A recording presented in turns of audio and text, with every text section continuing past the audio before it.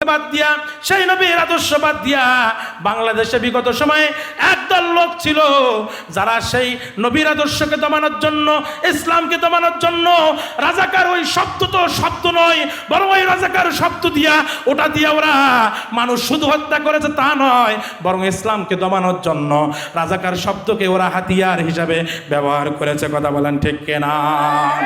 আর আল্লাহ রাব্বুল আলামিন বলে, রে গোলামেরা, আমার দিনকে দমানোর জন্য যে রাজাকার শব্দ ব্যবহার করেছিস, ওই রাজাকার শব্দ দিয়া তোর মতো জালেমকে আমি ভারতে পাঠায়া দিছি। কথা বলেন ঠিক কিনা? ও আমার প্রিয় ভাইরাম, এবার আসেন, নবীরা বলবে রব্বি সালাম, আল্লাহ তুমি আমাকে নিরাপত্তা দাও, এটা তো নবীদের কথা। তারপরে আসেন প্রিয় ভাইয়ারা, আম্মা জান আয়েশা রাদিয়াল্লাহু তাআলা আনহা একদিন বসে আছেন, এমত অবস্থায় রাসূল সাল্লাল্লাহু আলাইহি ওয়াসাল্লাম আসলেন। রাসূল যখনই ঘরে ঢুকতেন, রাসূল আমার আয়েশা রাদিয়াল্লাহু তাআলা আনহার উরুর উপর মাথা দিয়ে শুয়ে পড়তেন। রাসূল, আহারে আয়েশা রাদিয়াল্লাহু তাআলা আনহার কি সৌভাগ্য, রাসূল তার উরুর উপর মাথা দিয়েছে, আমরা আমাদের চর্ম চোখ দিয়ে রাসূলুল্লাহকে দেখতে পারলাম না।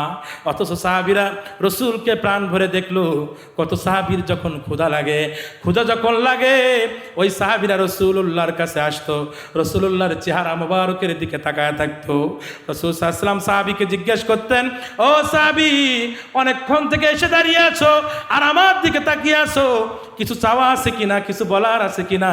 বলে, ইয়া রাসূলুল্লাহ, না না না, কিছু বলার নাই, আমি আপনার সামনে এসেছি, আমার ক্ষুধা লেগেছিল, আমার যখন ক্ষুধা লাগে আমি আপনার চেহারা মোবারকের দিকে তাকায় থাকি, যখন আমি আপনার চেহারা মোবারকের দিকে তাকায় থাকি ততক্ষণ আমার কোনো ক্ষুধা লাগে না।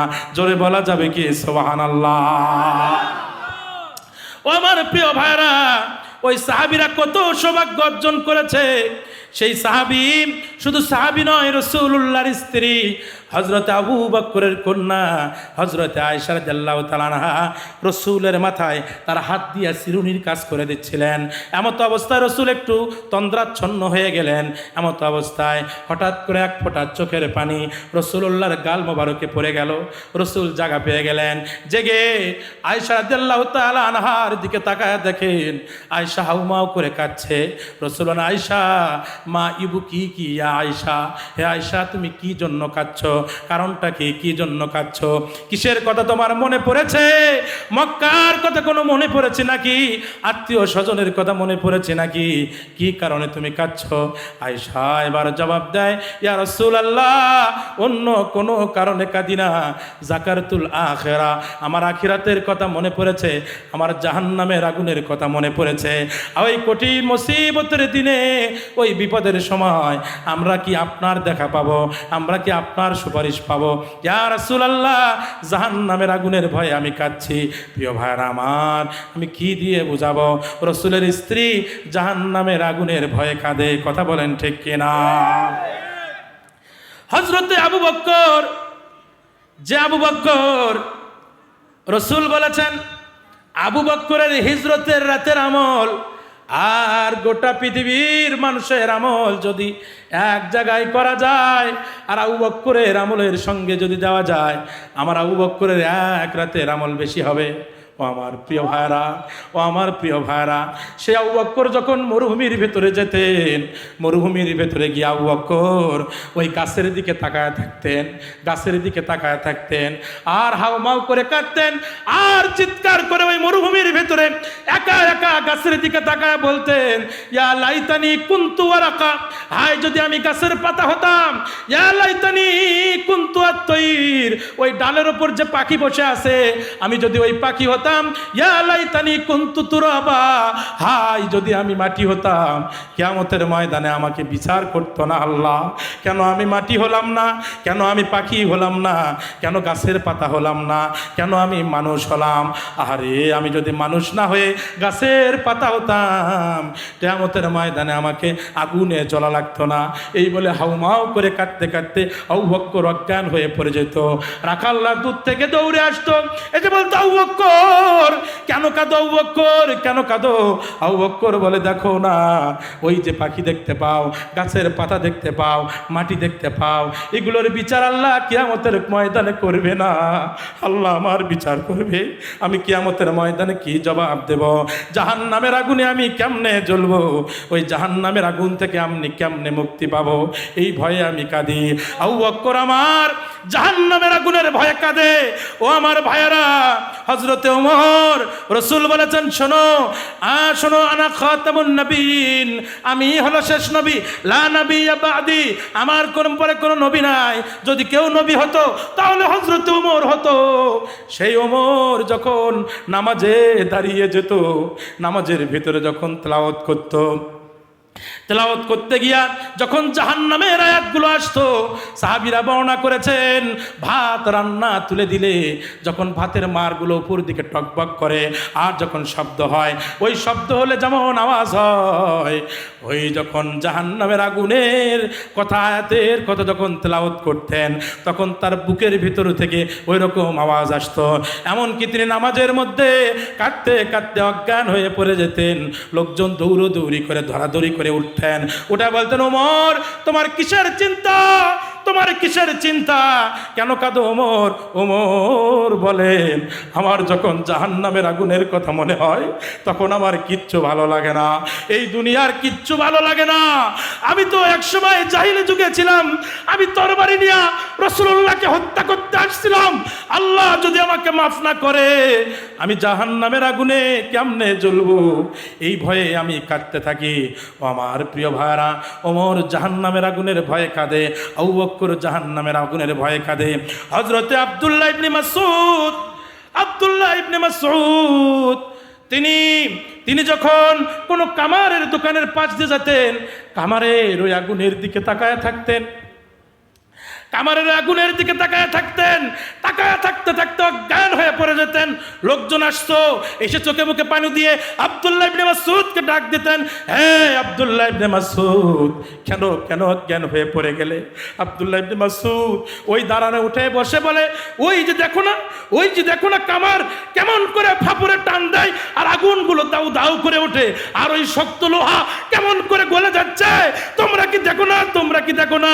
ওই শক্ত লোহা আগুনে কেমন করে দাউ দাউ করে জ্বলে, শক্ত লোহা নরম হয়ে যায়।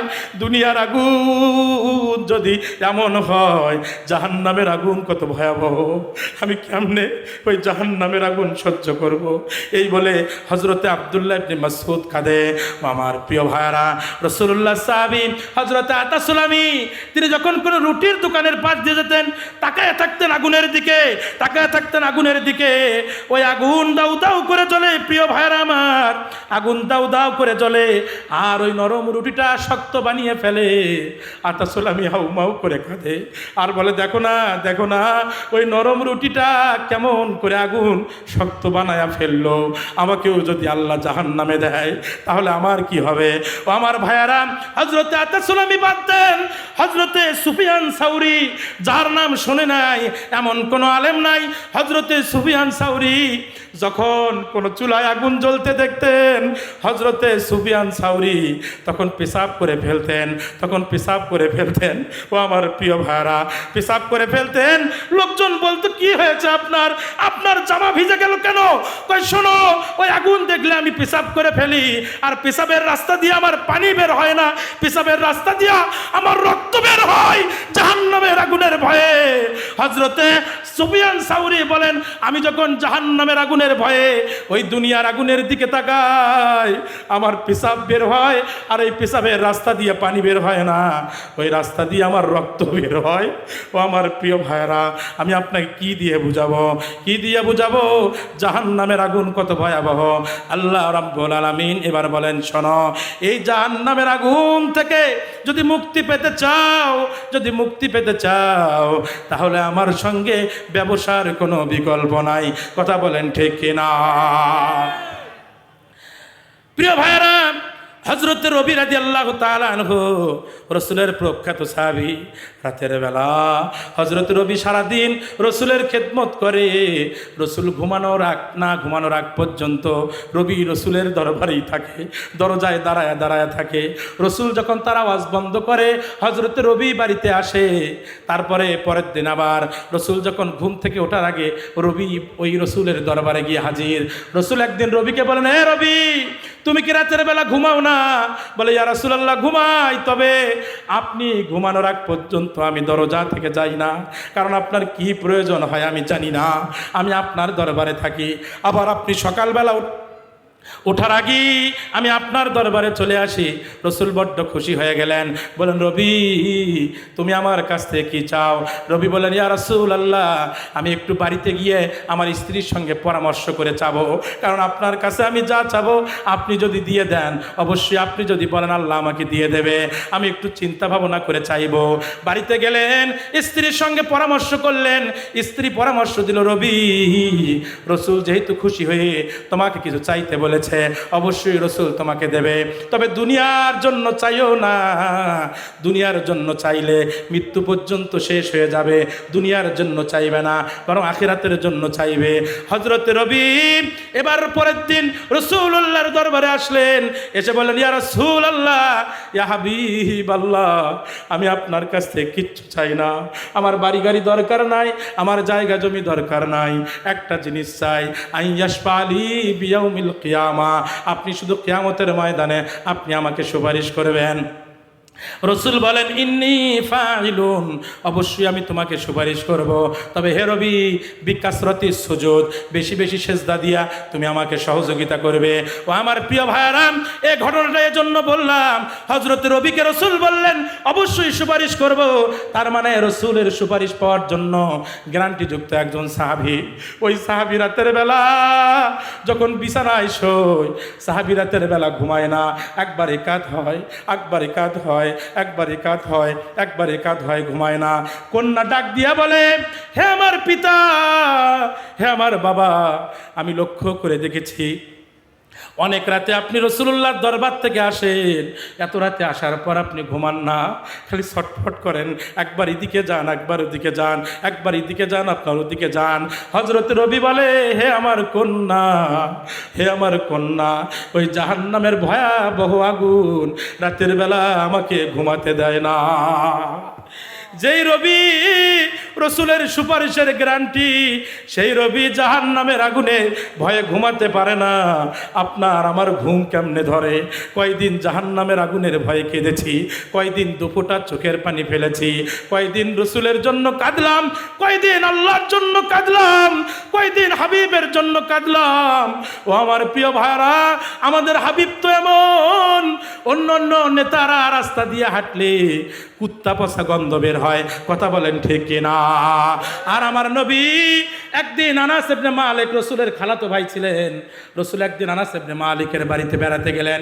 রাসূল বেড়াতে গেলেন, যাওয়ার পর রাসূল আকরাম সাল্লাল্লাহু আলাইহি ওয়াসাল্লাম একটু শুয়ে পড়েছেন। শুয়ে পড়ার পর আনাস ইবনে মালিকের মা, নাম হলো উম্মে লাইস, একটা বাটি নিয়ে আসছে। সেই বাটি নিয়ে রাসূলের পাশে দাঁড়িয়েছে। রাসূলের খালা আম্মা, রাসূলের আপন খালা রাসূলের পাশে বসেছে। বসে রাসূল যখন ঘুমাচ্ছে, রাসূলের কপাল মোবারক থেকে ঘামগুলো নিয়ে নিয়ে বাটির ভেতর ভরে। রাসূল আমার ঘুম থেকে জাগা পেলেন, জাগা পেয়ে বললেন, ইয়া ইয়া ইয়া উম্মে লাইস, মা হাযাল্লাযী তাসনাইন, হে উম্মে লাইস, কি করছো এটা তুমি? উম্মে লাইস বলেন, ইয়া রাসূলুল্লাহ, আপন খালা বলতেছি, ইয়া রাসূলুল্লাহ, এই যে আমি আপনার শরীর মোবারক থেকে ঘামগুলো নিয়ে নিয়ে বাটির মধ্যে ভরতেছি, আপনার এই ঘামগুলো এত সুঘ্রাণ, মদিনায় এত সুন্দর সুঘ্রাণ পাওয়া যায় না।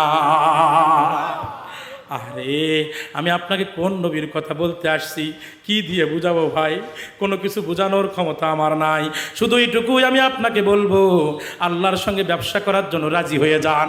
তন্ত্র মন্ত্রগুলো বাদ দেন, মানুষের তৈরি করা আদর্শ বাদ দেন। আল্লাহর জমিনে আল্লাহর তৈরি করা সংবিধান চলবে, রাসূলের আদর্শ চলবে। এই দুইটা ছাড়া মুসলমানের দেশে আর কিছু চলতে পারে না, কথা বলেন ঠিক কিনা? গাজীপুরবাসী, কোনাবাড়িবাসী, আমি আপনাদেরকে গাইবান্ধার ওই উর্বর জমিন থেকে এসে আপনাদের পায়ে হাত দিয়ে অনুরোধ করলাম, আগামী দিনে যদি কোনো সিদ্ধান্ত নেওয়ার সুযোগ এসে যায় আল কোরআন এবং আল হাদিসের পক্ষে, রাসূলুল্লাহর আদর্শের পক্ষে, কে কে থাকবেন দু হাত তুলে আল্লাহকে দেখান।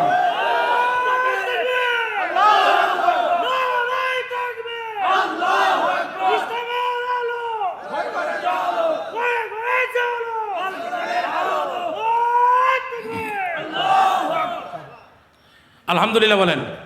ও আমার প্রিয় ভাইরা, আমার সময় শেষের দিকে চলে আসছে, আমি আর বেশি কিছু বলতে পারবো না। প্রিয় ভাইরা, দূর থেকে এসেছি, আগামীকাল আবার গাইবান্ধায় মাহফিল আছে, যেতে হবে গতকাল রংপুর করে, আপনাদের এখানে এসেছি, আজকে আবার রাতে রওনা দিয়ে আগামীকাল গাইবান্ধায় করতে হবে, এই জন্য সময়টা সংক্ষিপ্ত। আর আমি আপনাদের, যেহেতু আগামীকালও মাহফিল আছে, এই জন্য আমি আপনাদের সময় নষ্ট করব না। ও আমার প্রিয় ভাইরা, এই জাহান্নামের আগুন থেকে যদি মুক্তি পেতে চাও, আল্লাহ বলে, হাল আদুল্লুকুম আলা তিজারাতিন তুনজিকুম মিন আযাবিন আলিম। আল্লাহু আকবার। ও আমার প্রিয় ভাইরা, আমি বাকি আলোচনা করতে চাই, আপনারা শুনতে রাজি আছেন? রাজি আছেন তো ইনশাআল্লাহ? কে কে আমাকে রেখে যাবেন তারা তারা হাত তোলেন। যাবেন না ইনশাআল্লাহ? আমরা আখেরি মুনাজাত করে যাব ইনশাআল্লাহ, ইনশাআল্লাহ। আমার প্রিয় ভাইরা, এর মাঝে আমি আলোচনা শেষ করব, তার আগে একটু আল ইসলামিয়া ক্যাডেট মাদ্রাসা, এই মাদ্রাসার জন্য আমি একটু, এই যে ভাই উঠতেছেন কেন ভাই? ভাই আপনি আমাকে ওয়াদা করলেন আপনি যাবেন না, আমি তো আপনার, আচ্ছা ঠিক আছে, ধন্যবাদ। প্রিয় ভাই, আপনি একজন ব্যক্তিও যাবেন না, আমি আপনাদের মেহমান, আমাকে ছেড়ে আপনারা যাবেন কেন? যাবেন না ইনশাল্লাহ? যাবেন ইনশাল্লাহ? যাবেন না ইনশাল্লাহ? ঠিক তো? ও আমার প্রিয় ভাইরা, আল ইসলামিয়া ক্যাডেট মাদ্রাসা কি সুন্দর জান্নাতের বাগান সাজিয়েছে আমার জাকারিয়া ভাই, কত সুন্দর করে 2 রাকাত সালাত পড়লো, নামাজের মধ্যে 7টা মাসআলা বললো। কত মুসলমান আছি আমরা এই মাসআলাগুলো জানি না, ঠিক কিনা বলেন? আজকে এই মার্কাজ, এই মাদ্রাসা 7টা মাসআলা শিক্ষা দিয়ে সুন্দর করে ছাত্রদেরকে, আপনার সন্তানদেরকে শিক্ষা দিয়া কত সুন্দর করে মার্কাজটা সাজালো। ওই মার্কাজের প্রচার প্রসারের জন্য আজকে জান্নাতের বাগান সাজিয়েছে আমার ভাই। এই জান্নাতের বাগান সাজাতে গিয়ে আমার ভাইয়ের কত পরিশ্রম হয়েছে। আমার ভাইদের সহযোগী যারা, আমাদের আফসারউদ্দিন মুরব্বী সহ পরামর্শ দিয়ে অনেকে সহযোগিতা করেছেন, এই এলাকার মুরব্বীরা, যুবকরা শ্রম দিয়েছে, ইসলামী আন্দোলনের কর্মীরা, শ্রমিক আন্দোলনের ভাইয়ারা, কত ভাইয়ারা শ্রম দিয়ে, মেধাযোগ্যতা দিয়ে জান্নাতের বাগান সাজালো। আজকের এই জান্নাতের বাগান বাস্তবায়ন করতে গিয়ে হাজার হাজার টাকা খরচ হয়ে গেছে। আমি শুধু 5টা মিনিট অনলি 5টা মিনিট আমি আপনাদেরকে বলবো, ভাই যিনি যা পারেন সামর্থ্য অনুযায়ী 5টা মিনিটের মধ্যে আপনারা এই মাদ্রাসার জন্য, এই আয়োজন বাস্তবায়ন করবার জন্য 1000 পারেন, 2000 পারেন, 500 পারেন, 5000, 10,000 যা পারেন আপনার সামর্থ্য অনুযায়ী এক্ষুনি একটু পকেটের মধ্যে হাত দেবেন। আর আমি মুসাফির, আমার কাছে আসবেন। আমাদের অনেকেরই আব্বা আম্মা দুনিয়া ছেড়ে চলে গেছে।